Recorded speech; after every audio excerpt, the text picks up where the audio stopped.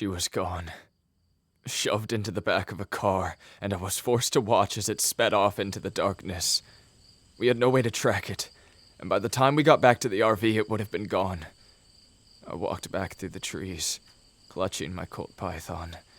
If I had gotten an accurate shot, if I had managed to shoot him through the window, she'd be here. Andrew and I made our way back to the gas station, where we found the others waiting. Maddie was alive, lying against the side of the gas station beneath a towel. Spencer was at her side, holding her hand with a calming smile, while Hunter cleaned off her wounds. The kids were both sitting nearby, carrying several guns and dropping them into a pile nearby. What's going on? Andrew asked them. Putting the little buggers to work. Hunter answered. We got a shit ton of guns here. It'd be a shame to leave them all behind. Andrew face-palmed. You're having children loot bodies? Is that a bad thing? Hunter asked. Of course it's a bad thing! Jesus, Hunter! He exclaimed.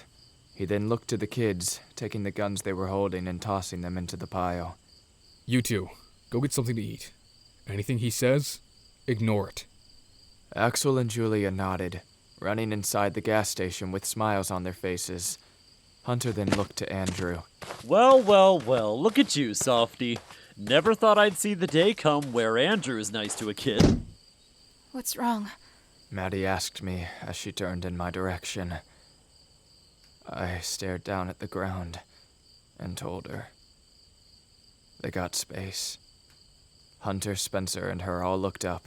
What? One of them grabbed her and stuffed her into the back of their cars, drove away and, well, I don't know where they are now. She's just gone. Just like that. Hunter asked.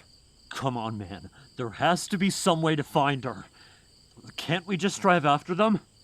I shook my head. Nope. They're long gone by now. I stepped into the gas station, passing by a corpse lying against a shelf covered in torn open ship bags. I wandered over towards the edge of the room, leaning against the glass coolers behind me. Slowly, I slumped to the floor, till I was lying on the ground with my head leaning against the cold, hard glass.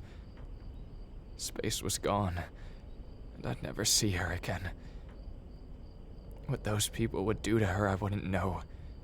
Would they torture her? Would they rape her? Drown her?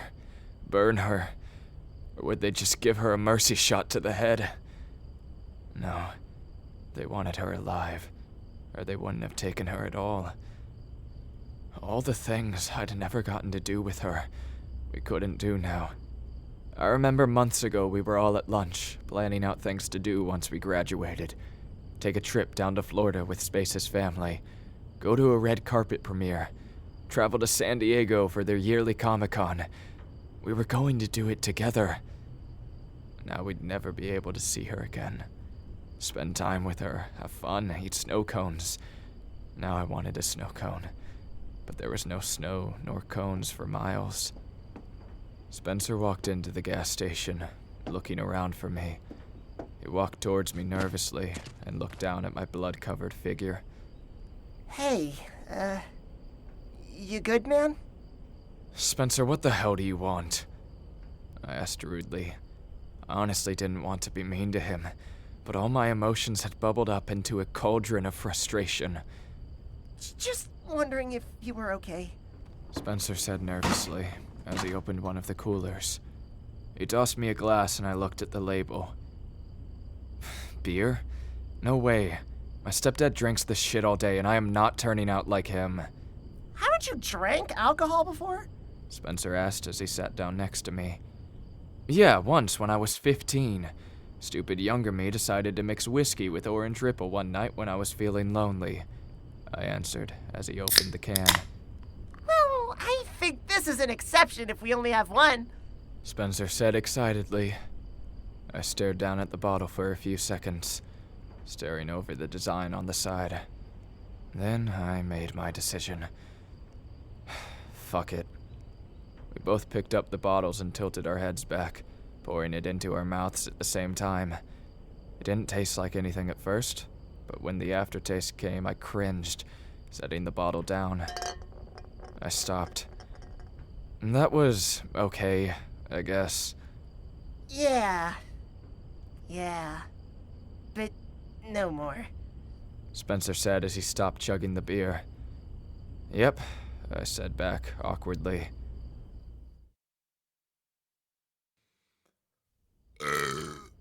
So Dan runs up to the teacher and starts shouting, and I mean shouting, full on screaming at the sub, calling him dumb and all that.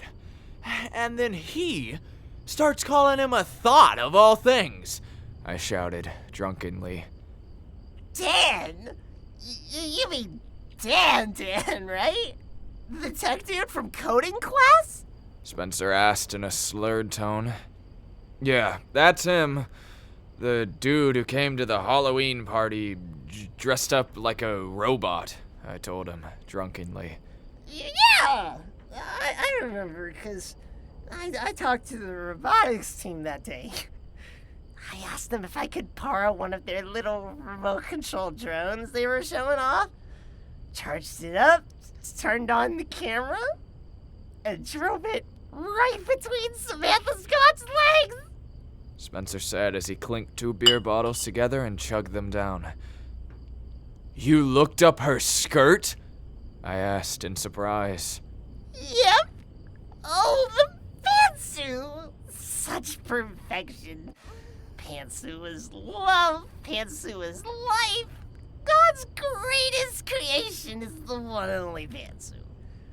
Oh, the wetness forming between her legs that day. Only enhancing the beautiful pantsuit that I saw that lonely Halloween afternoon. Oh, if I could only have one thing in this world, it would be pantsuit. Spencer announced. As the 2 of us continued our drunken conversation, both Maddie and Quinn stood on the other end of the aisle, watching us in confusion. Quinn was observing the 2 of us while Maddie was trying to figure out what was going on and what to do about it. Are they gonna be okay? Maddie questioned. Probably. It is best to just let the alcohol flow out of their system over a long drive south. Quinn answered. I got up off the ground and leaned against the wall for support.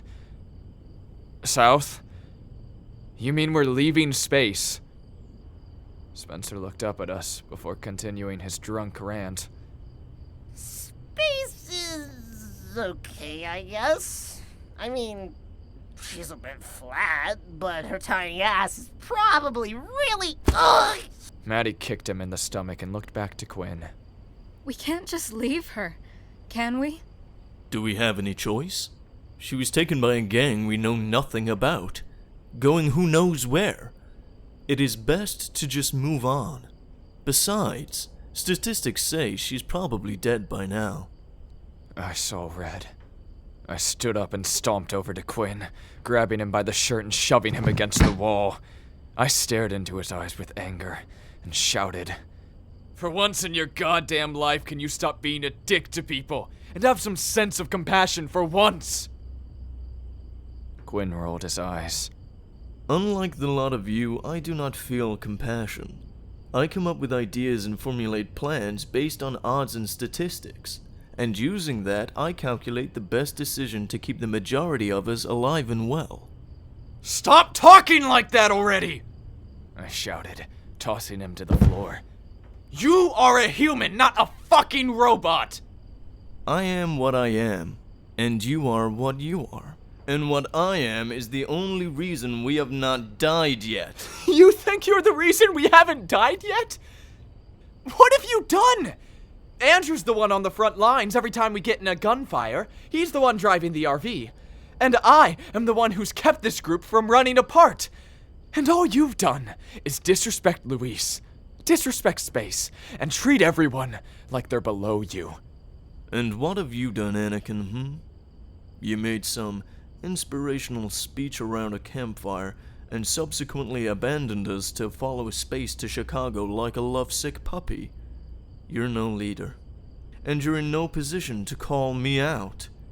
Andrew has good aim, Hunter has street smarts, Spencer has technology, Maddie has compassion, and I am a genius. If you weren't here, the only difference we'd have is one less mouth to feed. I glared at his face and said to him, "At least I'm not a coward." All right, break it up. Quinn, go talk to Andrew or something. Maddie told him before turning to Spencer and I. And you too. Shower off that beer smell before I beat it out of you. We all walked out of the gas station, and I trudged behind the other three as I stared down at the ground. Right now, Space was sitting in the back of a car, hoping we would come to rescue her. She would die believing we'd save her, because she knew we'd never give up. But everyone else had seemed to. Just so you know, Spencer told me. I'm on your side with him. Maddie and Quinn broke off and joined the others who were standing behind the gas station arguing, except Hunter, who was messing with the inside of the RV, a toolbox at his side. Spencer and I walked into the RV, the two of us taking a shower. Spencer went first, coming out around 40 minutes later with a towel wrapped around his hair. "Take long enough?" I asked. He walked past me in a feminine way. I'm not used to getting out this much. Seriously, there's dirt literally everywhere. And do you know how hard it is to get blood out of your hair? I shrugged. Guess I'll see. Hunter then shouted from outside. Ugh, this damn thing won't start. Can one of you get out here and help? Before Spencer could speak up, I did. "Not it!" He groaned, standing up and trudging out of the RV after tossing the towel around his hair aside. I stepped into the small bathroom, setting down my clothes and towel before entering the shower, and after turning the knob all the way to the warm side, I was met with cold water. Spencer had used it all. After a 30-minute shower, 10 minutes of that spent waiting for the water to heat up again, I came out to see Spencer and Hunter crouched down beneath the front seat of the RV, messing with the wires beneath it. "What's going on?" I asked, curiously.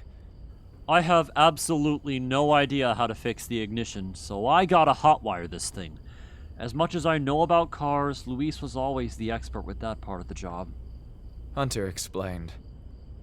I observed the two for a minute, watching as Hunter handed Spencer a broken wire and pulled out some black device. Now connect this wire to the red wire, and this one to the pink wire, then take this other wire and press it against this thing, the green wire. Suddenly, Spencer's laptop began beeping loudly. Spencer groaned and threw an empty beer can at the laptop, and though it didn't stop. Spencer got up, and we looked at his laptop sitting at the table. One dark window was open, displaying a red and black outline of a map of the United States. 2 golden blips could be seen on the map. One of them was in our location, and the other seemed to be a bit north, and it was moving. There's a tracker program running. It's showing us and one other person. Wait, what is this hooked up to? Spencer questioned as he began tapping the keyboard. Hey, Anakin, where's your knife? I gave it to Space. Why? Spencer's eyes widened, and he rushed to the laptop, beginning to type rapidly on it. I stood beside him as it zoomed into the golden blip to the north, showing the circle moving upwards along on a road. "Is that who I think it is?" I asked. Spencer nodded. If you're thinking Space, you are most definitely correct. She's in a car, going approximately 90 miles per hour on an abandoned road. They've gotten pretty far, and I think I know where they're going. "Where?" I asked as Spencer zoomed out. He pointed to the city in the direction they were heading. Detroit, Michigan. "Call the others," I told them. He nodded, rushing out of the RV. Several seconds later, Andrew and Maddie rushed into the RV, Quinn and the others behind him. They approached the computer, looking down at the blip on the screen. Well, I'll be. Andrew muttered. "Now we know where she is," I told them. "So now we can go rescue her." None of them spoke. The room became silent before Andrew sighed, shaking his head as he looked down at the floor. Look, Space is our friend, but Andrew, what are you saying? I asked him. Quinn spoke up. He is saying that the chances she is still alive and well and waiting to be rescued is slim to none. By now, they've probably slit her throat, tossed her body on the side of the road, and taken her weapons for themselves. If we go after them, we'll only endanger more lives. Space is alive. She's in that car, scared and alone, and it's up to us to save her. None of the others spoke up. I frowned, looking around at the others desperately as they looked at me. Maddie was staring down at the ground, despair fully, and neither Isabel nor Hunter had spoken up as well. I turned around to look at Spencer, whose arms were crossed. As much as I want to believe that, I mean, it's Quinn. When has he ever been wrong? Spencer, I muttered, staring at him hopefully. He shook his head, joining Quinn's side. Well, now that that's settled, shall we continue our journey? Quinn asked as he turned around. No! We all turned to look at Axel, who was looking up at Quinn. The boy shot Axel a glare, crossing his arms. And why is that? Why would they take Space if they were just going to kill her? I mean, the situation makes no sense. If they wanted her dead, they would have shot her rather than going through the trouble of dragging her into a car. He told them. If you are basing your entire counter-argument on that, you better find something else. No, he's right, Quinn, I told him. And even if he isn't, we owe it to ourselves to help her. She's our friend. After everything she's done, it's up to us to go and help her. If she's alive and we leave her, can you live with that? The fact that we left her to die with those people who will do who knows what to her until those bombs drop. I reached down and picked my crossbow off the ground. Either we go and help her, or I'll do it myself. No, we are not splitting up again. Hunter said, stepping past Quinn. Well, I asked them, are you with me or not? Immediately, Maddie stepped forward, with Julia behind her. Spencer followed, standing beside me. Isabella nodded as well, and then Andrew followed. Quinn was left alone, and he rolled his eyes before sitting down in the booth. Fine. But if we die, the blood is on your hands, Anakin. I smiled, turning to Andrew as he stepped into the driver's seat. Next stop, Michigan.